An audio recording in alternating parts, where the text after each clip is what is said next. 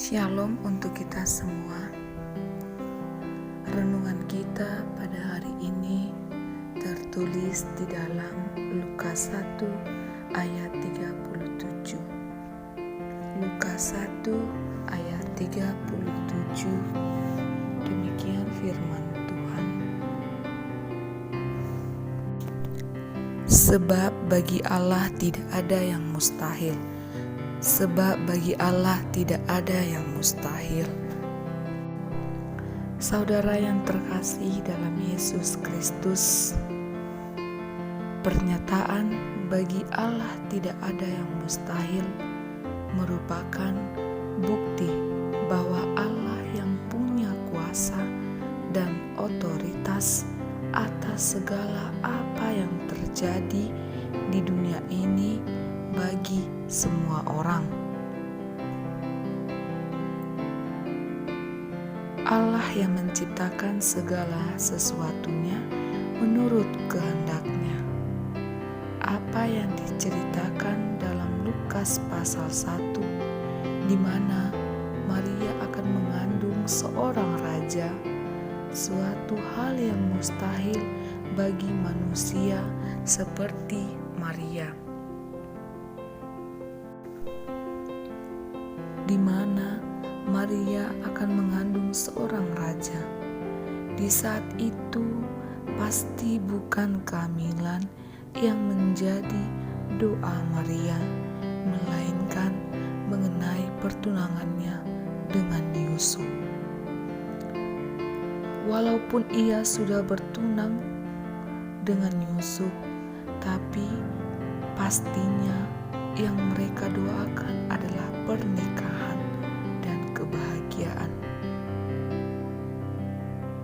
Tapi yang Allah berikan jauh dari apa yang mereka pikirkan, sebab kemustahilan. Maria akan hamil sebelum mereka resmi menikah. Saudara yang terkasih dalam Yesus Kristus, apakah kita mau menjadi pribadi yang dipercayakan Tuhan untuk hal-hal yang mustahil? Ada beberapa kata kunci agar kita memasuki hidup yang penuh mukjizat dan kemustahilan. Pertama, kita harus lebih lagi percaya.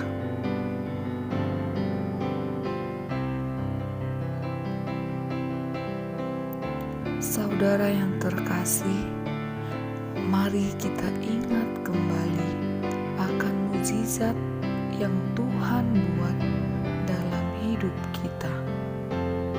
Maka pasti yang akan ada ingat adalah apa yang di luar pikiran, bayangan, penglihatan kita, dan doa kita. Itulah yang Tuhan sediakan bagi umat-Nya yang percaya.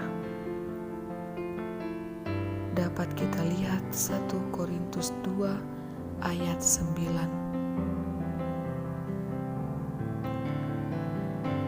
Inilah intinya, percaya. Di hari-hari ini kita harus lebih lagi percaya. Bisa saja saat itu Maria menolak apa yang malaikat Tuhan sampaikan, tetapi ia lebih memilih untuk percaya dan menerima kasih karunia itu, walaupun ia tahu banyak orang yang akan menghujat dan mencibiri dirinya karena ia belum menikah. Kedua, kita harus lebih lagi memandang kepada Tuhan. Saudara yang terkasih dalam Yesus Kristus, Memandang Tuhan adalah sikap kerendahan hati, di mana kita yang terhubung dengan Tuhan menyatakan kita hanya seorang hamba dan tidak mampu hidup tanpa Tuhan.